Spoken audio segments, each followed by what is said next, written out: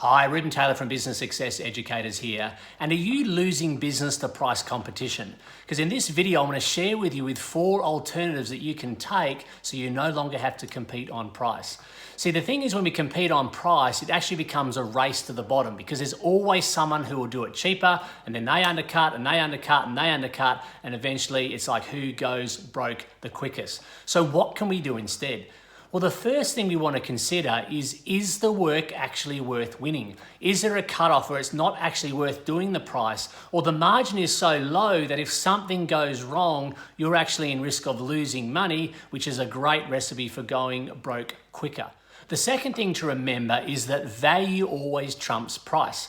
See, if all the other things are equal, well then guess what? The customer will make a decision on price. So what are all the things that you do that the customer values? It could be that you deliver things on time. It could be that you use superior products or parts or things that you're using.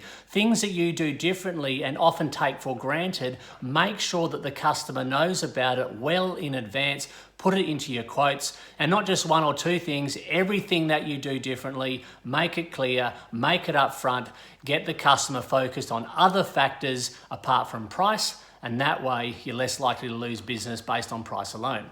Which brings me to the next point. What are your points of difference? How are you genuinely different from your competitors? Sometimes there's an actual difference. You might offer an exclusive type of service or an exclusive product range, but for many businesses, it is the same. They're using the same products. They're offering a similar level of service. This then comes back to our marketing. How do we communicate our points of difference with what we're doing? So think about how you are different than some of the competitors that you're coming up against in the marketplace. And a great place to start is what are some of the frustrations that people have dealing with your industry, and if you do things differently, we'll put them front and center in your marketing, put them on your website, put them on the quote. So if you're in an industry where everyone turns up late, put on your website, hey, we turn up on time. If everyone in your industry leaves a mess on site after they've been, we'll put them in up front that, hey, we leave the site cleaner than when we arrive. We make sure everything is nice and tidy.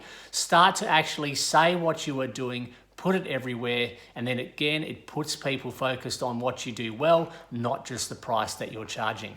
And the final one is to under-promise and over-deliver. See, most businesses do the opposite, is they over-promise and they under-deliver. They say, yep, I'll get you something to there by this Friday, and then it's not there till next Monday. Now, that's an absolute recipe for disaster.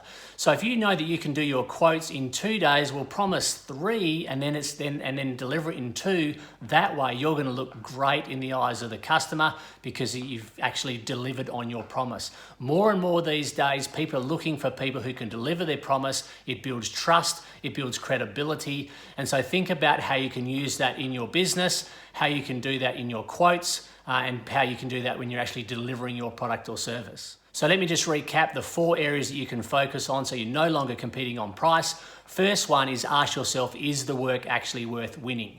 The second thing is to remember that value always trumps price. So make sure that you're putting your value up front and center, particularly in your quotes and when you're talking with customers. Third one is make sure you've got clear points of difference. Take the time to work those out and articulate them in all your marketing. And finally, under-promise and over-deliver. That way you're going to win more business. That way you're going to win more of the right type of business with the right margin, which is going to help you build a super successful business. So thanks for taking the time to watch this video, and I'll catch you in another video soon. Bye for now.